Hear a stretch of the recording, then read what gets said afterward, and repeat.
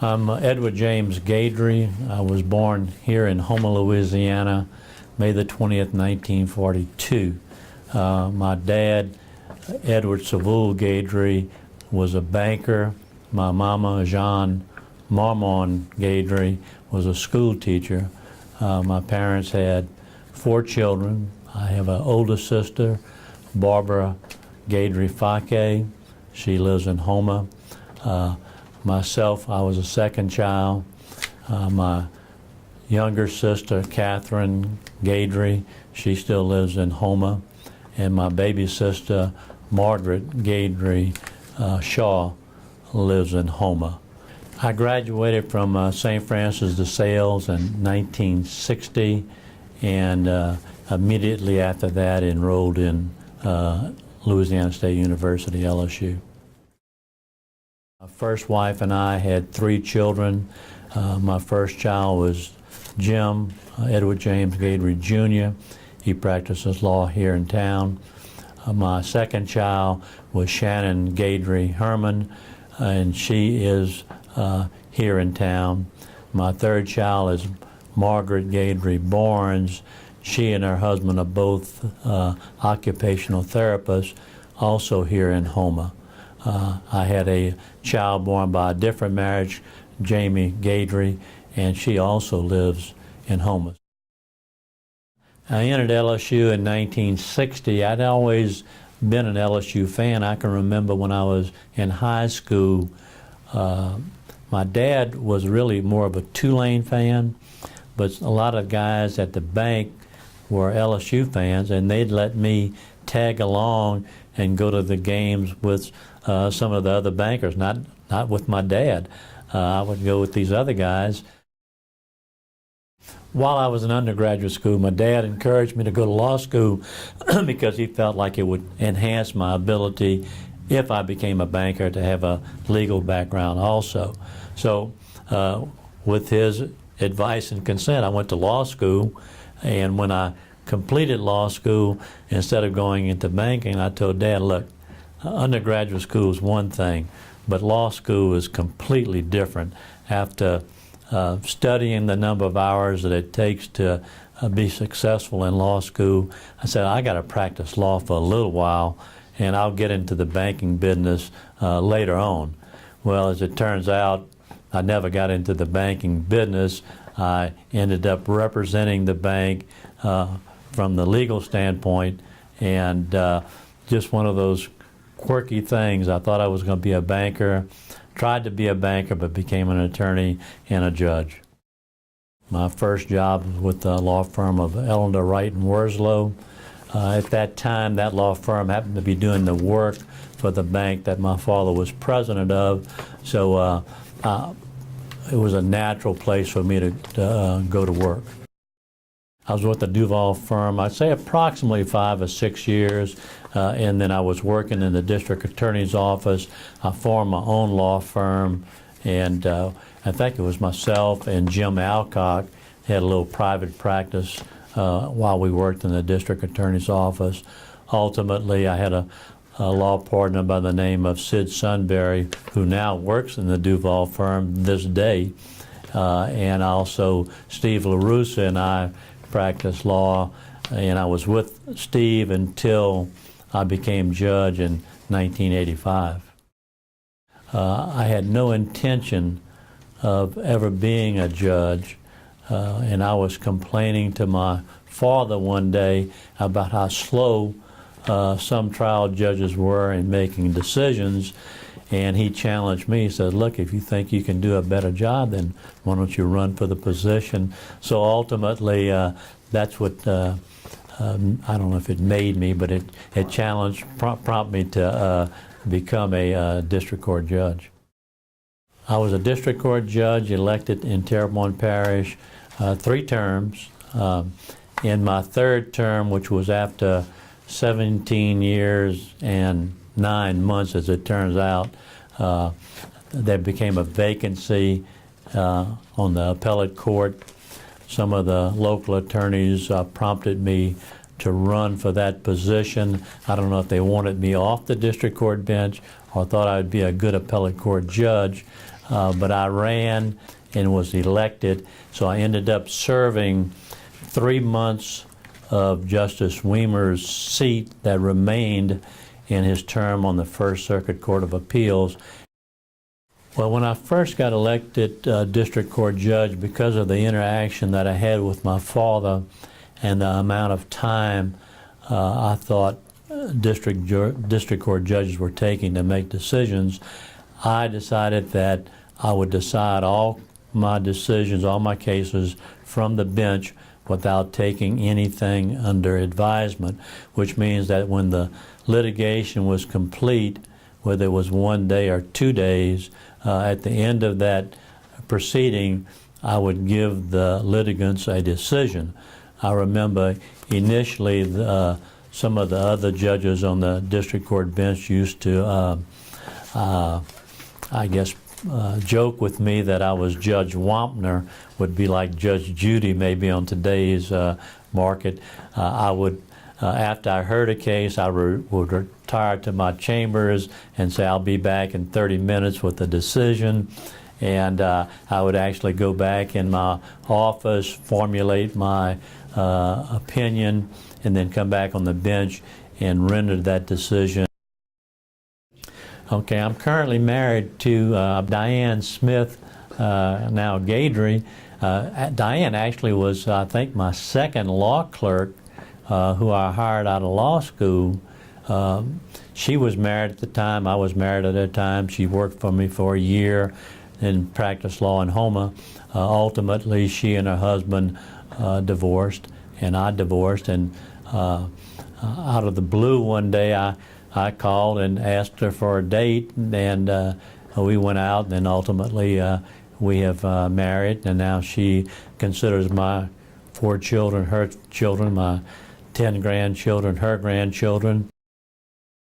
I'm probably one of the few judges that are 74 years old and still lifting weights. I started weightlifting in 1958.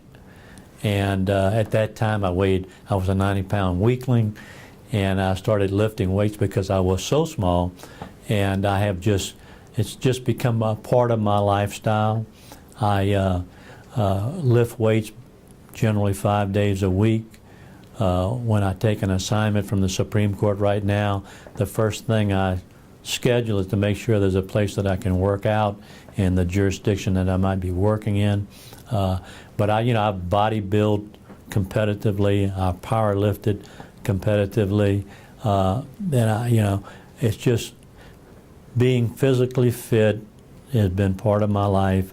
I've weighed basically 165 pounds for the last 35 years.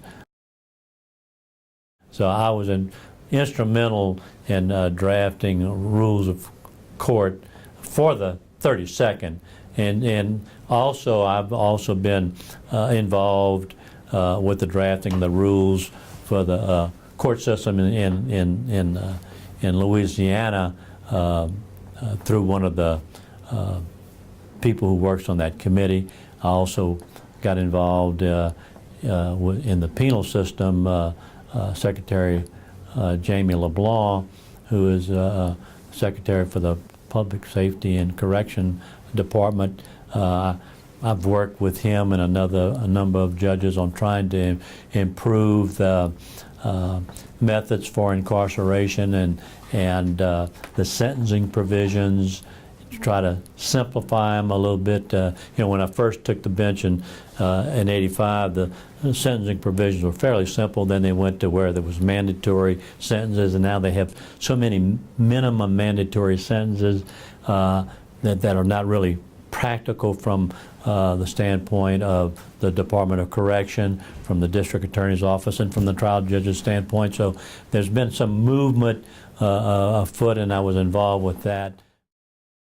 But I had a unique experience. I tried a first-degree murder case, and the public defender system is set up that in a first-degree murder case, at that time, they had several attorneys that did defense of first-degree murder cases. They were out of the Alexander area at that time, and this murder case was particularly difficult because it involved a sheriff's deputy here in Terrebonne Parish. So it became difficult to pick a jury. In fact, I moved the jurisdiction to Lafayette, and this same defendant moved him to Lafayette, and he got in trouble in jail over there holding someone a hostage. So I had to move it from Lafayette. I had to move it to Baton Rouge. So we ended up going to Baton Rouge, pick a jury, and then took them back here to Terrebonne Parish to try it. Now, these attorneys for the defense team, this defendant was convicted and was sentenced to death, and my job was to actually impose the death sentence. The jury makes the decision, but the trial court judge has to impose a sentence. And I've never seen attorneys cry in the courtroom before, but these defense attorneys actually cried when this guy got life. I just thought it was unprofessional.